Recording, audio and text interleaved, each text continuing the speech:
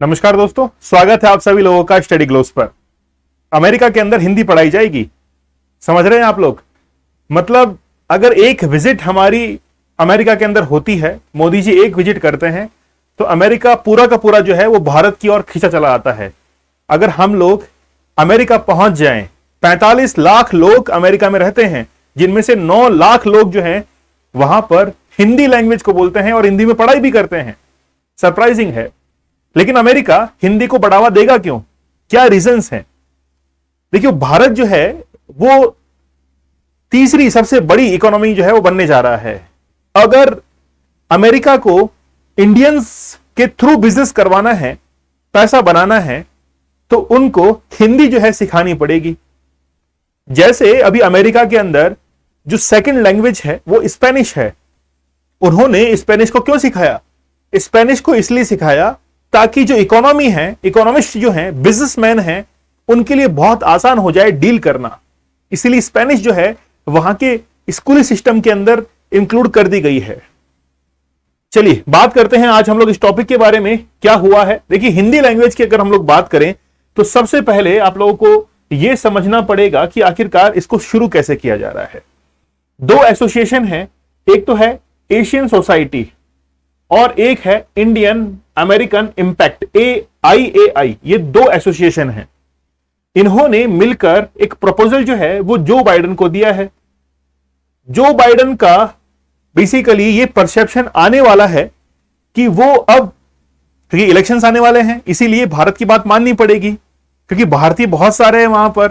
तो Joe Biden के पास में एक प्रपोजल पहुंचा है कि आप लोग जो हिंदी को पढ़ाते हो, हिंदी को आप लोग जो पढ़ा रहे हो वो अभी हाई स्कूल पर पढ़ा रहे हो, हमको वो नहीं चाहिए। क्योंकि हम लोग अगर प्राइमरी के अंदर हिंदी को नहीं सीखेंगे तब तक हम लोग जो है वो हाई स्कूल के अंदर, हाई क्लासेस के अंदर हिंदी को समझ नहीं पाएंगे।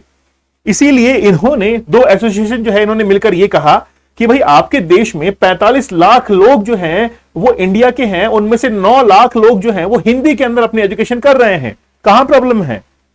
इसीलिए ये कहा गया कि हिंदी जो है वो प्राइमरी, यानी कि जब स्कूल के अंदर बच्चा छोटा है तभी से पढ़ाना शुरू कर दिया जाए और फिर हाई स्कूल तक जो है हिंदी के अंदर उसको विकल्प, ऑप्शन दिए जाएं कि आप लोग पढ़ाई कर सकते हैं। बहुत अच्छी बात है। अब देखिए, ये जो हिंदी की पढ़ाई है वो हाई स्कूल स्तर पर हो रही थी, है ना। अब हिंदी की पढ़ाई जो है वो प्राथमिक स्तर पर, बिल्कुल प्राइमरी एजुकेशन जो है उस पर होगी। इंडिया इंपैक्ट जो है उसके अध्यक्ष हैं नील मखीजा। उन्होंने कहा कि अब बेसिकली अचानक तो सीख नहीं पाएंगे, हमको प्राइमरी से जो है वो हिंदी को सिखाना पड़ेगा, तब जाकर जो है वो हम लोग इसको अचीव कर पाएंगे। अगर हम लोग पूरे वर्ल्ड वाइड देखें तो हिंदी जो है वो बोलने वाला सबसे बड़ा देश इंडिया ही है, जहां पर हिंदी और इंग्लिश को बोला जाता है, ठीक है। और खास तौर पर हिंदू, मुस्लिम, क्रिश्चियंस, ठीक है, सिख्स जो हैं वो बेसिकली क्या बोलते हैं, ये मेजर एथनिक ग्रुप है जो कि इसको बोलते हैं। नेपाल के अंदर हिंदी बोली जाती है, ऑफिशियल लैंग्वेज बेसिकली नेपाली है, लेकिन वहां पर हिंदी भी जो है वो बोली जाती है। फिजी जो है उसकी ऑफिशियल लैंग्वेज ही हिंदी है, इंग्लिश के साथ में हिंदी भी है। पाकिस्तान देखिए, वहां पर इंग्लिश, उर्दू और साथ में हिंदी जो है वो भी बोली जाती है। फिर देखिए त्रिनिडाद और टोबैगो, अगर आप लोग नॉर्थ अटलांटिक ओशन में जाएंगे तो वहां पर एक ग्रुप है ना, आइलैंड्स का एक ग्रुप है, कंट्री है, वहां पर हिंदी लैंग्वेज जो है बोली जाती है। बांग्लादेश के अंदर, सिंगापुर में, साउथ अफ्रीका में, यहां पर आप लोग देख सकते हैं कि हिंदी लैंग्वेज जो है बोली जाती है। अमेरिका इसीलिए उसको बढ़ावा दे रहा है हिंदी को, ताकि अब बिजनेसमैन वहां पर हिंदी के अंदर हैं, वो चाहते हैं कि सपोर्ट मिले। अगर आज हम लोग किसी फॉरेन कंट्री में घूमने के लिए जाते हैं, मोदी जी की फोटो कहीं लगी हुई है या हमारे भारतीय प्रधानमंत्री की फोटो लगी हुई है, पुराने भी क्यों ना हो, तो हम लोग जो है उनके स्टेच्यू, महात्मा गांधी के स्टेच्यू, उनको देखकर यह लगता है कि वाकई में हम अपने देश के करीब आ चुके हैं, ठीक है। तो अब स्पेनिश जो है उसकी जगह लेने वाली है हिंदी।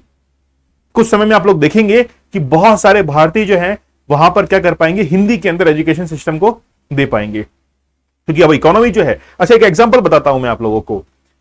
जब ब्रिटिश एम्पायर भारत के अंदर आया था तो वो अपने साथ में जो अंग्रेज थे, यानी कि अंग्रेजी को लेके आए थे, इंग्लिश को लेके आए थे, उन्होंने इंग्लिश की एजुकेशन सिस्टम को जो है यहां पर डेवलप करना शुरू किया।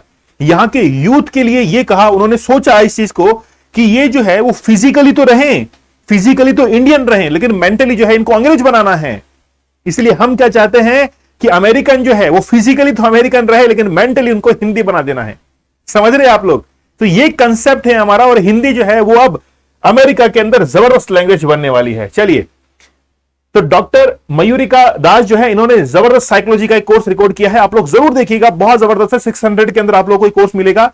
डिप्लोमेटिक कई इंसान होते हैं आप लोगों के रूटीन लाइफ के अंदर, उनको आप लोग कैसे अच्छे से समझ सकते हैं, आप लोगों को बहुत हेल्प करेगा। प्रहार बैच आप लोग ज्वाइन कर सकते हैं, यूपीएससी के एस्पिरेंट्स के लिए बहुत फायदेमंद है। जीएस के पेपर 1 to 4 को आप लोग अच्छे से तैयार कर सकते हैं, ऐसे राइटिंग है, डाउट सेशंस हैं, ये सब आपके लिए यहां पे कंडक्ट करवाए गए हैं।